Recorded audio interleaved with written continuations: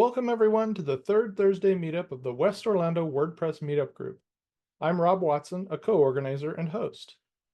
West Orlando WordPress is an official WordPress meetup group affiliated with the WordPress Orlando and WordCamp US meetup groups. Sure, a website is almost a requirement in today's business world, but what that website achieves beyond simply showing you how to live in a digital world is entirely up to you. Just because you built something does not mean that the masses will come to learn more about your brand, buy your products, or sign up for your services. It would be great if that were the case, but it isn't. Pulled from Ari's best-selling book, Made to Sell, Creating Websites That Convert, Ari will reveal the tips and tricks to transform your website and, in turn, your brand and revenue. Whether you have a simple one-page site or a complex retail store with thousands of products. Ari Krzyzek is the CEO and head of strategy at Chykalophia, a women minority-owned web and creative agency helping women-led brands in B2B tech transform their website into platforms that drive business growth. Inspired by the support she received from women founders, Ari is passionate about providing tailored solutions for women-led businesses. She understands the unique challenges they face in finding the right creative and technical support. Ari is the co-author of the best-selling book, Made to Sell, Creating Websites That Convert. She actively supports fellow female entrepreneurs as a branding and UX consultant through various business organizations like 1871, Chicago Innovation, and as a board member for the Coleman Entrepreneurship Center at DePaul University. For over 13 years, Chykalophia has delivered high-quality web design, branding, and UX services, seamlessly integrating a balance of creativity and technology. Their WBENC certifications, award-winning work, and 5-star clutch rating distinguish them in the industry. Under Ari's leadership, Chykalophia has successfully helped over 250 businesses grow to 6- and 7-figure successes. Esteemed organizations like Verizon Small Business, Digital Ready, Goldhouse Ventures, and SBDC trust Chykalophia to mentor and lead their programming. Ari has been featured in Forbes, Thrive Global, and Buffer, further establishing her as a thought leader in the industry. Let's join Ari and Chykalophia in transforming the growth for women-led brands through impactful digital experiences. At this point, I'd like to invite everyone to mute their microphones and enjoy the presentation. Ari, thank you for being our presenter. The time is now yours. Thank you so much, Rob, for having me. Hey, everyone, I'm Ari here. We often feel so confident, right? When we buy select brands or maybe different types of product out there, maybe even services, despite having to pay for a big price, premium price, or however expensive they are, right? And we just feel like, okay, this is going to be worth it. It's a good investment. We tell ourselves all of these different things, and we ended up purchasing them. But why do we feel so confident doing that, but our customers don't really feel the same way sometimes when they try to, purchase from our website or maybe book our services on our website? Why is that happening, right? Don't we ask that question often? Maybe there's something that we miss, or maybe there's a gap. What did actually go wrong? So oftentimes, when I hear this a lot from multiple clients, different business owners, entrepreneurs, you name it, the root of the problem really is that oftentimes we don't pay close attention in the user-centric experience, right? I heard always all the time that people would say, hey, Ari, I bought, my domain, I built my website. It almost feels like it's a checklist, right? I got it done, and that's it. And they left it at that. But we all know when you build a website, the website is never done, right? And when you build a website, it needs a specific strategy.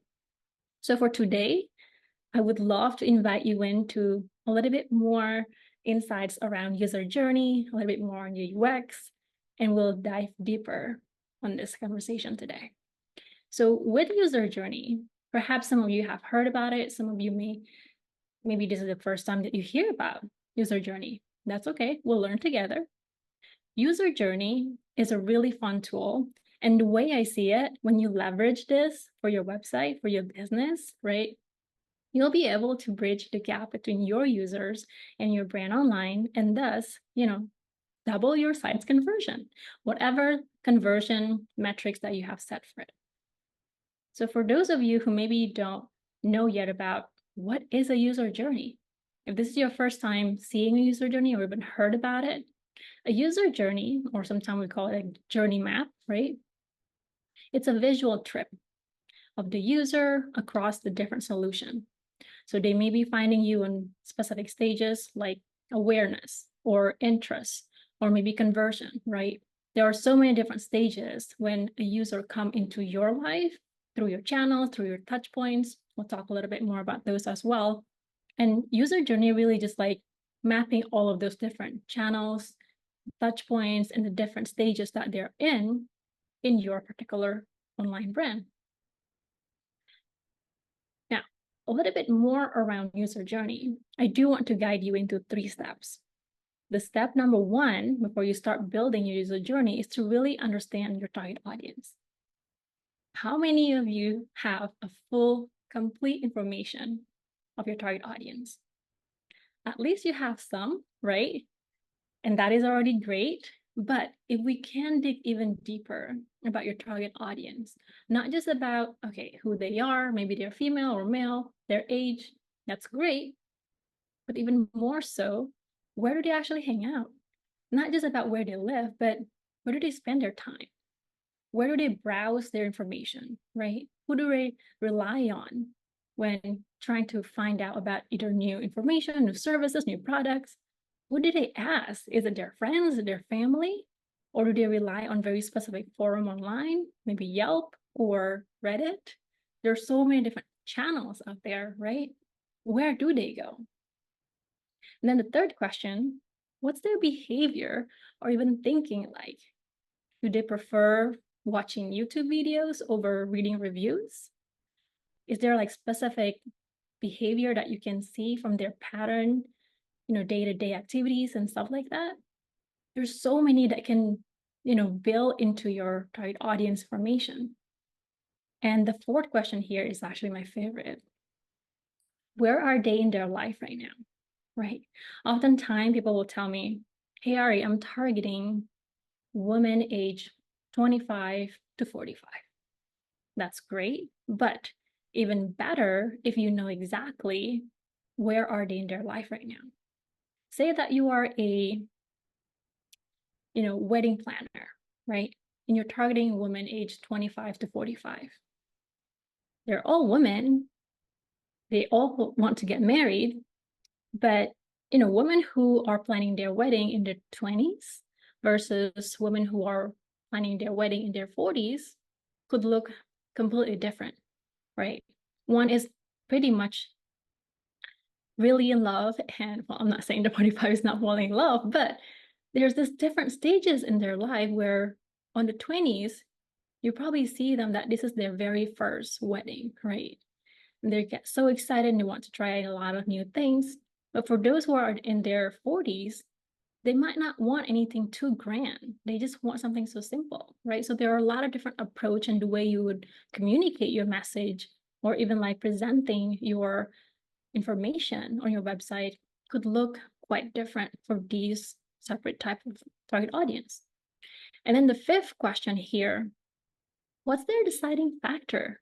There's so many things that we can, leverage for our decision factor, right? Could it be money or budget?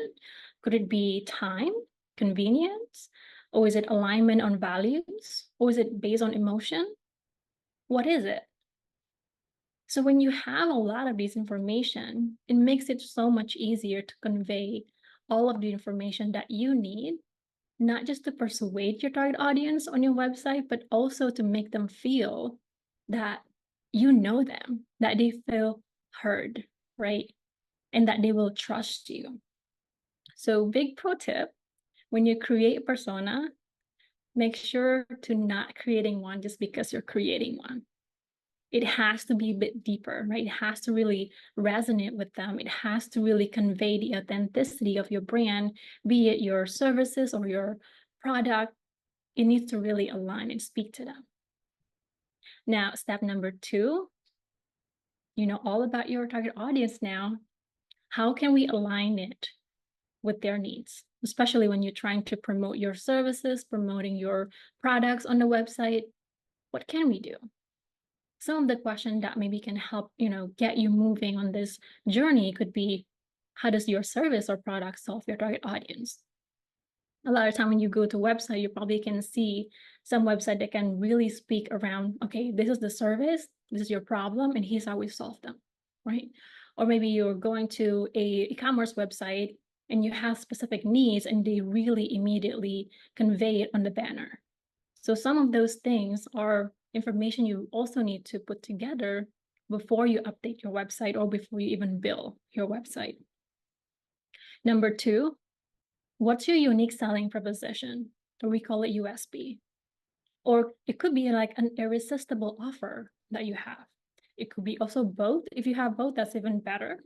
But what are these things that's truly unique to you that you feel this is it? People will see this and it will address their pain points and they will find this as their only best solution, whether it's a product or service. And then the third question, where would they go or talk before they find your service or product? It ties in earlier with the behavior and thinking of your target audience, right? But before they come to you, do they go to a specific service or buy a specific product, right? Taking an example again for the event planner or the wedding planner. Before they go on to hire a wedding planner, what do they do, right? Now for your particular brand, where do they go first before they get to you? And the reason why I highlight this particular question here is for you to start thinking, how can I tie in my message with their needs after they completed the previous activity or after they purchased a previous service or product? Or you could even use it to build partnerships with different brands or businesses where you could really serve the same target audience and build up partnership that way. Okay. The next part here on the pro tip, you can revisit your persona one more time, right? Really look at their behavior as well as their thinking. Where else can you show up in front of them? And this is going to tie in very well with channels and touch point as well, where we get to the step number 3, designing the experience. So earlier I mentioned a little bit about channels versus touch points. Channels are very straightforward. It's a way for you to understand where customers come from and how they interact with you or the company. Whereas the touch point is a little bit more specific. Some of the example could be an online is a channel. Then online chat is a touch point. Or we use your website as the channel, your homepage or contact page can be the touch point. There are more examples on this slide where you can see if you're thinking of using social media as your channels, for example, right? Your carousel, your posts, your stories, those could be your touch points. And if you use search engine, your touch points then could be the YouTube videos, the case studies, reviews, or any other media mentioned. Okay, next up, I have an example for you to take a look at for the user journey. When you search user journey online, you'll find a lot of different types or even like style of user journey. There isn't really a wrong or right way to do user journey, as long as you really account for the scenario of your target audience, as well as really mapping the different stages that they are going through with your brand. So you'll have awareness, consideration, you have purchase, or it could be conversion, and then what happened after that. You can get into as detailed as you want or as broad as you want, as long as you really track some of these interactions that you want to identify, or even make sure that you have specific key metrics that you want to target for your analytics in the back end of your website. I know this image might be a bit small. I can also send this PDF a bit later for you guys to take a look at. Another example, I know this, I don't think you will be able to see it so clearly, but you can see that there are so many different types of user journey, whether you want it to be as simple as you want or you want it to be as comprehensive as you want. Another one over here, but the quickest way to get to user journey is this one. It's the foundational user journey worksheet that I've developed about, I would say about 4 years ago, where I find it much simpler for a lot of people to just get started on their user journey. So really the key point here that you would want to pay attention, the top portion on the top section of the worksheet, that will be a user scenario, their goals, and the expectation. And then in the middle, it's all about their emotion, the responses to the experiences on your website. And then the third section is the areas of opportunities where you can address your target audience pain point. So it's a much simpler way for you to start thinking through, how do I really want to deliver the best experience possible for my target audience on my website? The next tip that I have here is really to challenge you to think about, where are the different places online that you can leverage so that you can start connecting with your target audience and keeping your brand top of mind for them. User journey will really help you to do that, because you will be able to really see in different stages what are some of the concerns of your target audience and where do they seek those information. Now, wrapping it up for all of the different steps that we just talked about today. I have number 1, target audience, number 2, alignment, and then number 3, designing the experience. I have included the QR code in front of you as well. So if you want to go ahead and take a quick snapshot of that or scan it, it will take you to get to the download page for the user journey worksheet. Next up, 5 questions your users ask before conversion take place. These are really fun for me to share with a lot of people, because I bet it's going to resonate a lot with you, because you may be experiencing the same thing when you go to any new website, right? Let's start. Number 1, the question is, what is this website about? Isn't that what comes to your mind whenever you go to any new website that you've just never heard about before, or just like accidentally stumble into? You'll ask yourself like, okay, this is cool, what is it? So that's exactly the same question your user are asking. When they land into your website, they'll be simply asking, what is it? Tell me what it is. Now, the quickest way to do this is to leverage your hero. For those of you who may not be familiar with the word hero, so a website hero is the top section of your page. Typically, they're pretty big. It covers with sometimes image, full screen image, or maybe even, a screenshot of a product or even a video. That is the hero. And that is a perfect place for you to really convey what it is that you do for the target audience. What is it that you sell? What is it that you promote, or maybe your services? Or how can you really help them better their life? So if you have some sort of like a USP statement, a brand positioning statement, or any great headline that can really captivate your target audience attention, that can tell them how your product or service can really help them. Or is it really for them? Because if it's not for them, maybe it will resonate for them to, share with their family or share with their friends. If it's not for them, if it's really clear, they will share it to other people. So that's question number 1. And then number 2, for the question that we have over here, how does it work? Yes, we know how e-commerce generally work, but the main reason why how does it work section is so important is because oftentimes we want to get that, reassurance, right? We want to make sure that we get the expectation for the brand, or what can we really expect about the process here with the brand. Is there maybe like a specific 3 steps that we need to be aware of? Or maybe there's like, a surprise process. What is it? So having some sort of section that explain how does it work for your business, for your service or product, That will be very critical so that your user can really feel at ease knowing all of these already addressed. And then number 3, can I trust this brand? It's really interesting these days when we see the new design styles for website.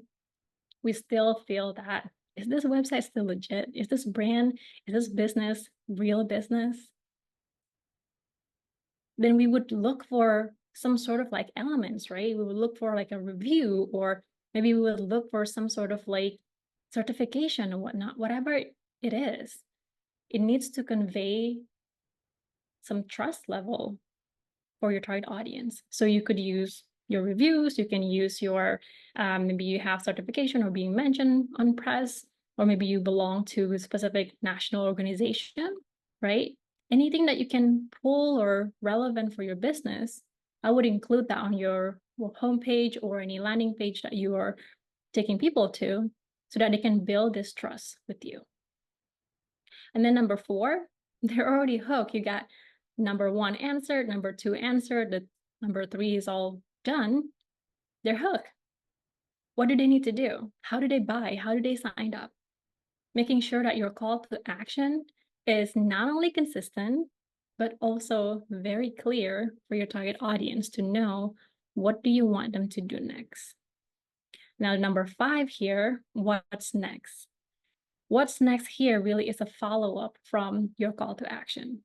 Now that your target audience already buys something from you, or already signed up or booked you, or whatever call to action that you already asked them to do, what is next for them? Are they going to get a confirmation email, or are they going to be taken to a different page? What is the expectation after they completed the call to action? So those are the 5 questions that your target audience always have in the back of their mind. So when you don't have all of this information completed or presented on your website, you will start seeing some drop off on your website, not enough conversion. I would challenge you guys to really take a look at these questions and think through and evaluate your website as well. Does my website page address all of these questions right now? If not, there are some room for growth, right? There are some room to update and tweak your website so that you can start seeing the changes in your conversion. The next part that I have is OTA. So I love this OTA in particular because, like I mentioned earlier, your website is never done, right? But what can you do? Once you're done with any tweaks though, I would totally think about optimizing it. Now, optimizing could mean a lot of different things. Optimizing could be updating the content. Optimizing could be making sure that all the different links that you have, all the form embedded elements are all working. Or it could be like optimizing it for different screen sizes. Whatever it might be, right? Just making sure that all of your web pages are working and people are able to do all the call to action that you want them to do, whether it's to buy, book, get in touch, or whatever else. And then testing, it's part of optimize as well earlier, but sometimes we forgot that we have things on our website. It's not just you guys, a lot of people do this, but think of it this way. Technology will never be reliable 100%, right? Sometimes things accidentally broke. Sometimes things accidentally got disconnected. So if you can, what I would do, either weekly or maybe monthly, just check in and do some audit on your website, just making sure things are working. It will be so unfortunate, right? Having to get a lot of traffic coming to your website, but some of the stuff that you're asking the target audience to do, it's simply just not working. So I feel like a lot of the time, this testing components can be forgotten. So thinking through like, how can you plan in terms of like testing your website? If 1 week is too much, then do it monthly. If monthly still feel too much, then at least, quarterly, right? And then the last part is analyzing. So analyzing, I feel like it's also super critical, but the time that we typically took to plan for the website, launching the website, that's already a lot of work. And then thinking through in terms of like, do we need to constantly updating the website? Yes, that would be fantastic, simply because you'll never know what else your target audience, might give feedback on you for improvement. Sometimes there might be something on your website that just not 100% clear for them. So understanding that, what you can do, that you can incorporate some of this customer feedback either into some specific content, or you can use it to build up new content for your website as well, and then get ranked better on SEO. Now, next up, I have a couple of examples on bad UX as well as good UX design. This particular website is actually really, really nice. I love the website in general, and the main reason why I highlighted this one as a bad UX example is simply because they are using way too many sliders on one page. It's okay to use sliders in any web pages that you have throughout your website, but I would recommend to only use sliders or carousel, just one. The main reason why is because you're asking the user to do a lot of work here to go through specific either story or content in multiple parts of your website, and all of them are within a specific content sliders or carousel containers. A better way to approach this would be to expand some of your content so that it has a better flow rather than containing everything into content sliders. Another bad UX example here is very fast moving text that you can see in front of you. If you are planning to do something like this, I would do it a little bit more subtle.